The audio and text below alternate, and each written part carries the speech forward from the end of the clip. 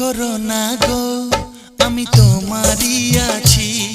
এ জীবন মরণে আমি তোমায় ভালোবাসি।